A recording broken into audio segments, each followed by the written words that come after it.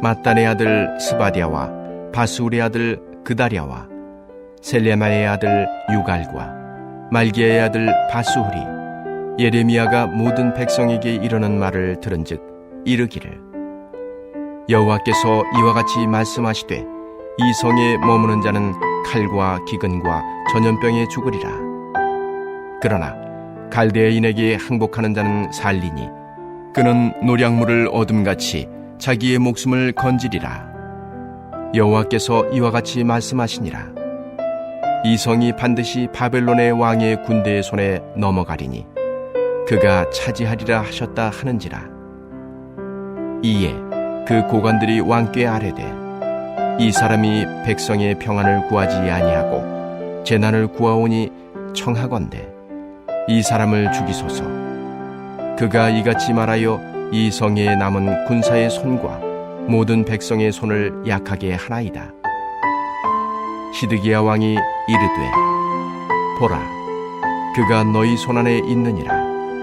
왕은 조금도 너희를 거스를 수 없느니라 하는지라. 그들이 예레미야를 끌어다가 감옥들에 있는 왕의 아들 말기야의 구덩이에 던져 넣을 때에 예레미야를 줄로 달아내렸는데 그 구덩이에는 물이 없고 진창뿐이므로 예레미야가 진창 속에 빠졌더라.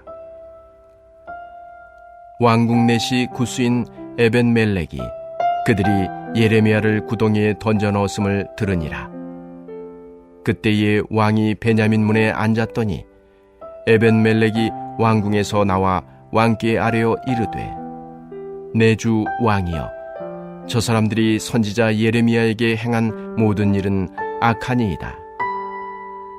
성중에 떡이 떨어졌거늘 그들이 그를 구덩이에 던져 넣었으니 그가 거기에서 굶어 죽으리이다 하니 왕이 구스 사람 에벤멜렉에게 명령하여 이르되 너는 여기서 30명을 데리고 가서 선지자 예레미야가 죽기 전에 그를 구덩이에서 끌어내라. 에벤멜렉이 사람들을 데리고 왕궁 곳간 및 방에 들어가서 거기에서 헝겊과 낡은 옷을 가져다가 그것을 구덩이에 있는 예레미야에게 밧줄로 내리며 구스인 에벤멜렉이 예레미야에게 이르되 당신은 이 헝겊과 낡은 옷을 당신의 겨드랑이에 대고 줄을 그 아래에 대시오. 예레미야가 그대로 하매 그들이 줄로 예레미야를 구덩이에서 끌어낸지라. 예레미야가 시위대 뜰에 머무니라. 아멘. 사랑하는 전주 안디옥교회 성도 여러분, 안녕하세요. 박은수 목사입니다. 오늘도 말씀으로 여는 하루를 통하여 하나님께서 저와 여러분의 마음판에 어떤 음성을 들려주기 원하시는지 나누어 보겠습니다. 우리가 오늘의 말씀을 마음에 새기고 듣는 것에서 그치는 것이 아니라 깨달은 말씀을 믿고 행하는 열매 맺는 우리가 되기를 소망합니다. 오늘 예레미야 38장 1절에서 13절 본문의 시대적 배경은 이스라엘을 향한 강대국 바벨론의 공격이 절정에 이르렀을 때입니다. 타락한 이스라엘 백성들을 향한 하나님의 공의로운 심판의 화살이 이스라엘을 향하여 쏘아졌기에 이 쏘아져 날아가는 화살을 돌이킬 방법은 없는 상태입니다. 하나님의 심판 앞에서 이스라엘 백성들이 취해야 할 자세는 무엇이었을까요? 그 심판을 취소해달라고 간절하게 회개하는 것이었을까요? 이미 하나님께서는 이스라엘 백성들이 그 죄악의 길에서 돌이킬 기회를 수없이 주셨습니다. 하나님은 수없이 사랑으로 돌아오라고 말씀하시며 그 말씀을 선지자들의 입을 통해 이스라엘 백성들에게 전하셨습니다. 그러나 이스라엘 백성들은 그 선지자들을 모욕하고 멸시하고 선지자들을 죽였습니다. 그것이 바로 하나님의 사랑의 음성에 대한 그들의 대답이었던 것이죠. 이제 하나님께서는 이스라엘에게 심판을 내리기로, 징계하기로 결단하셨습니다. 그렇다고 이스라엘 백성들을 포기하신 것인가요? 그게 아닙니다. 그동안은 사랑으로, 인애로, 오래 참음으로 돌아오라, 돌아오라, 어서 회개하고 선지자들을 통해 돌아오라 말씀하셨던 하나님이셨다면 이제는 사랑의 방법을 다르게 하시는 것입니다. 타락한 이스라엘 백성들을 돌이킬 또 다른 회복의 방법으로 바로 심판이라는, 징계라는 최후의 수단을 꺼내 들은 것입니다. 그리고 지금 예레미야 선지자를 통해서 그 최후의 수단, 사랑의 징계를 선포하고 계신 것이죠. 오늘 본문을 보면 이스라엘을 돌이키기 위한 그 최후의 수단, 그 사랑의 징계에 대해 예레미야 선지자를 통해 이렇게 선포하십니다. 예레미야 38장 2절 여호와께서 이와 같이 말씀하시되 이 성에 머무는 자는 칼과 기근과 전염병에 죽으리이다. 그러나 갈대아인에게 항복하는 자는 살리니 그는 노량물을 얻음같이 자기의 목숨을 건지리라. 아멘. 하나님께서는 이스라엘을 갈대아인, 즉 바벨론의 손에 넘겨 일정 기간 포로의 삶을 살게 하실 것이라 말씀하십니다. 이것은 하나님이 이루기로 작정한 징계입니다. 하나님은 예레미야를 통해 이스라엘을 지구에서 멸망시키겠다, 진멸시키겠다 말씀하는 것이 아닙니다. 이 심판은 마지막 날 지옥의 심판이 아닙니다. 이스라엘이 자복하고 회개하는 마음밭이 되려면 그 마음밭을 갈아엎기 위해 바벨론의 포로로 끌려가 징계를 받아야 한다는 것입니다. 하나님의 자녀로 돌아와 생명력 있는 삶을 살게 하기 위해서는 심판이라는 영적 대수술을 받으라는 것입니다. 지금 예레미야는 그 진리의 말씀을 선포하고 있는 것입니다. 그래서 바벨론에게 항복하라. 그런 사람들 많이 살아남을 것이다. 이렇게 말하는 것은 애국심이 없어서 그런 것이 아닙니다. 하지만 예레미야는 애국심이 누구보다 강했고 눈물의 선지자였던 이 예레미야는 그 진리를 선포함에 있어서 박해를 경험해야 합니다. 진리의 말씀을 지금 이스라엘에게 전하고 있는데 이스라엘은 그것을 거부하고 있는 것입니다. 우리 인간들은 왜 그리도 어리석은지요? 우린 왜 그리도 어린아이 같은지? 큰 질병을 예방하기 위해서 반드시 맞아야 하는 유아기 필수 예방접종을 어떻게 해서든 맞지 않으려고 울며 불며 발버둥 치는 어린이들처럼 우리는, 이스라엘 백성들은 하나님의 심판, 그 진노의 잔을 어떻게든 피하려고 합니다. 바벨론의 포로로 끌려가는 심판, 그 영적 대수술을 받는 것이 사는 길인데 지금 이스라엘 백성들은 그 영적 수술을 절대 피해가야 할 국가적 재난이요 저주라고 말하고 있습니다. 본문을 보면 시드기야 왕과 국가 고위 권력자들 그리고 대다수의 백성들이 이렇게 말합니다. 예레미야 38장 4절입니다. 이에 그 고관들이 왕께 아뢰되 이 사람이 백성의 평안을 구하지 아니하고 재난을 구하오니 청하건대 이 사람을 죽이소서. 그가 이같이 말하여 이 성에 남은 군사들의 손과 모든 백성의 손을 약하게 하나이다. 아멘. 시드기야 왕은 국과 고관들의 요청을 받아들여 하나님의 진리의 말씀을 전하는 예레미야를 깊은 진창 구덩이에 던져버립니다. 그 진창 구덩이는 아주 깊은 구덩이이며 물도 없는 구덩이라 한 번 빠지면 절대 나올 수 없는 사람을 굶겨 죽이기 위한 형벌의 진흙 구덩이였습니다. 지금 시드기야 왕과 이스라엘 고관들 그리고 이스라엘의 대다수 사람들은 하나님이 내리는 심판을 거부하고 있는 것입니다. 하나님의 사랑의 징계인 심판, 영적 대수술을 받기가 너무도 두려운 것이죠. 그들의 그 두려움은 분노로 표출됩니다. 그들은 진리의 말씀을 대언하는 하나님의 사람 예레미야 선지자를 박해하고 진리의 말씀이 선포되지 못하도록 가장 밑 어두운 구덩이에 예레미야를 가두어둡니다. 영적 수술을 받는 것을 거부하고 다른 살 길을 찾습니다. 그들이 선택한 다른 살 길은 무엇인지 아십니까?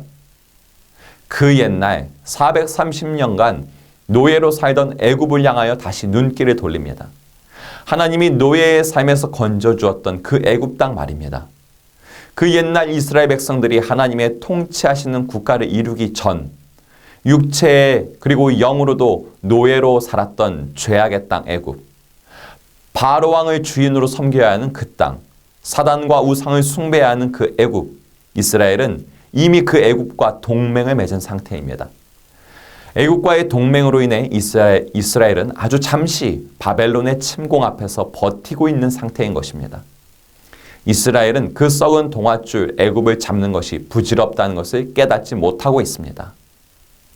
오늘 본문의 이러한 이스라엘 백성들의 모습은 오늘날 진리의 말씀, 곧 예수 그리스도를 인격적으로 만나고 대면하기 두려워서 결국 예수라는 진리를 거부하고 사는 세상 사람들의 모습을 말해주고 있습니다. 그 옛날 모습이나 지금이나 다를 것이 하나도 없습니다. 타락한 육체를 지니고 태어난 모든 인간은 예수 그리스도라는 진리, 그 진리를 소유해야만 천국에 갈 수 있습니다. 거듭날 수 있다는 것이죠. 그런데 그 진리이신 예수님을 만나기 위해서는 먼저 회개를 체험해야 합니다.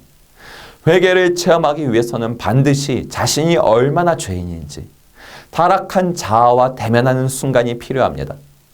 그러나 세상의 많은 사람들은 죄되고 연약한 자아와 만나는 회개라는 영적 수술을 받는 것을 두려워합니다. 그 수술이 두려워서 오늘 말씀 본문의 시드기야 왕처럼 국과 고관들처럼 그리고 수많은 이스라엘 백성들처럼 진리의 말씀을 소유한 예레미야를 가장 어두운 곳, 가장 깊은 곳으로 가두어 버리는 것이죠. 그 옛날 이스라엘 사람들이 진리를 소유한 예레미야를 권력과 무력으로 가두어 두었다면, 그리고 진리를 외면했다면 오늘날 사람들은 돈과 외모와 권력과 지식과 같은 것들로 진리 그 자체인 예수님을 자신의 가장 내면 깊은 가장 어두운 곳에 가두어두고 진리가 없다고 여기며 살고 싶어 합니다. 진리를 매장시키고 영적 수술을 받기를 거부하는 그 옛날, 그리고 오늘날 시대의 인간들에 대해 성경은 이렇게 고발하고 있습니다. 요한복음 1장 9절에서 11절 말씀입니다. 참 빛 곧 세상에 와서 각 사람에게 비추는 빛이 있었나니 그가 세상에 계셨으며 세상은 그로 말미암아 지은 바 되었으되 세상이 그를 알지 못하였고 자기 땅에 오매 자기 백성이 영접하지 아니하였으나. 아멘. 이렇게 진리와 만나길 거부하면서 진리인 예수를 가장 깊은 곳에 가두고 영적 수술을 받고 새로운 생명력 얻기를 거부하는 자들에게 기다리고 있는 것은 단 한 가지입니다. 너무도 안타깝지만 바로 영원한 죽음입니다. 오늘 본문에서 진리를 소유한 예레미야를 깊은 구덩이에 가두어 죽이자, 그리고 진리를 없애버리자고 말했던 사람들은 바벨론의 포로로 끝난 것이 아니라 진짜 영원한 죽음을 경험하게 됩니다. 저와 여러분들은 이러한 자들과 같이 되어서는 절대로 안 될 것입니다. 우리가 닮아야 하는 모습은 진리를 거부하는 자들과 반대되는 모습을 취한 믿음의 사람의 모습이겠죠. 오늘 본문에 보면 모두가 진리의 말씀을 전하는 예레미야를 깊은 죽음 그 구덩이에 가두어두고 진리를 매장시키려고 할 때 반대로 그 죽음의 구덩이에서 예레미야를 건져 올린 한 명의 믿음의 사람이 등장합니다. 바로 오늘 본문에 등장하는 왕궁 내시 구스 사람 에벳멜렉입니다. 하나님이 선택하신 이스라엘 백성, 그 백성이 아니었습니다. 그는 이방인이었습니다. 그럼에도 불구하고 오늘 본문 속에서 그가 하는 행동을 보니 구스 사람 이방인 에벳멜렉은 하나님의 백성, 부름받아 놓고 진리를 거부하는 이스라엘 백성들보다 구원받기에 더욱 합당한 자세를 보이고 있습니다. 오늘 본문 예레미야 38장 9절 말씀입니다. 내 주 왕이여, 저 사람들이 선지자 예레미야에게 행한 모든 일은 악하나이다. 성중에 떡이 떨어졌거늘 그들이 그를 구덩이에 던져 넣었으니 그가 거기서 굶어 죽으리이다 하니. 아멘. 이방인 내시 에벳멜렉은 왕과 고관들이 예레미야에게 행한 일이 악한 일이라고 말합니다. 예레미야를 그렇게 죽게 해서는 안 된다고, 어서 구해주어야 한다고 말합니다. 결국 이방인 에벳멜렉은 우유부단한 시드기야 왕의 허락을 받아내어 예레미야를 진흙 구덩이에서 건져냅니다. 여러분, 이 이방인 에벳멜렉이 건져 올린 것은 단순하게 예레미야라는 한 명의 사람만이 아니었습니다.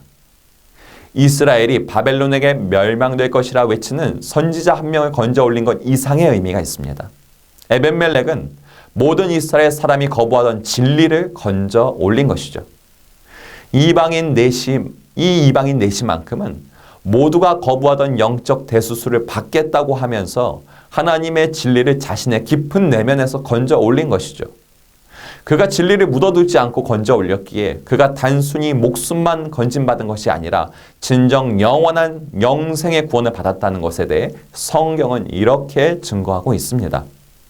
오늘 본문 다음 장인 예레미야가 말한 그대로 예루살렘이 바벨론에게 함락되는 영적 대수술이 있는 39장 18절의 말씀입니다. 내가 반드시 너를 구원할 것인즉 네가 칼에 죽지 아니하고 네가 노략물같이 네 목숨을 얻을 것이니 이는 네가 나를 믿었음이라 여호와의 말씀이라 하시더라. 아멘. 이스라엘 성이 함락될 때에 하나님은 예레미야에게 말씀을 대언하게 하십니다. 구스 사람 에벳멜렉은 그가 나를 믿었은즉 내가 그를 구원하리라. 자신의 목숨을 걸고라도 진리와 대면하기를, 진리를 소유하기를, 건져 올리기를 선택했던 이방인 내시는 그렇게 구원에 이르게 된 것입니다. 여러분, 오늘 하나님은 이 말씀 본문을 통해서 우리에게 음성을 들려주고 계십니다. 여러분은 혹시 하나님이 여러분에게 하고자 하는 영적 수술을 거부하고 있지는 않습니까? 이미 하나님이 날리신 화살을 어떻게든 잡아보려고 허탈한 다름질을 하고 있지는 않습니까? 그 다름질도 모자라 그 옛날 이스라엘처럼 다시 육의 노예이며 영적 노예의 삶을 살았던 애굽 땅에 곧 사단의 나라에 도움을 청하고 있지는 않습니까? 여러분, 우리가 해야 할 일은 하나님이 날린 화살을 잡는 일이 아닙니다. 영적인 대수술을 받아야 한다면 그 수술을 받는 것이죠. 아프죠. 힘들죠. 그러나 이미 하나님이 허락하셨다면 그 진리와 대면하는 것입니다. 그 진리를 어두운 곳에 묻어두는 것이 아니라 오늘 말씀에서 진리를 건져 올린 이방 사람 에벳멜렉처럼 목숨을 걸고 진리를 건져 올리는 것에 힘을 써야 합니다. 그것이 진정 우리가 살 길입니다.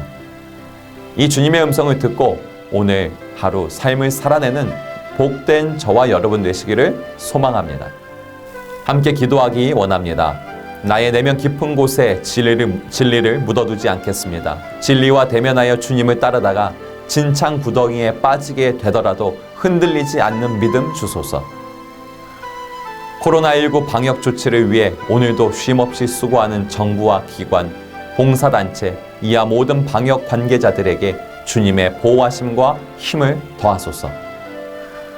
오늘도 복음을 전파하기 위해 국내와 해외에서 사명의 자리를 감당하시는 목사님, 선교사님, 평신도 사역자들에게 성령의 충만함을 허락하소서.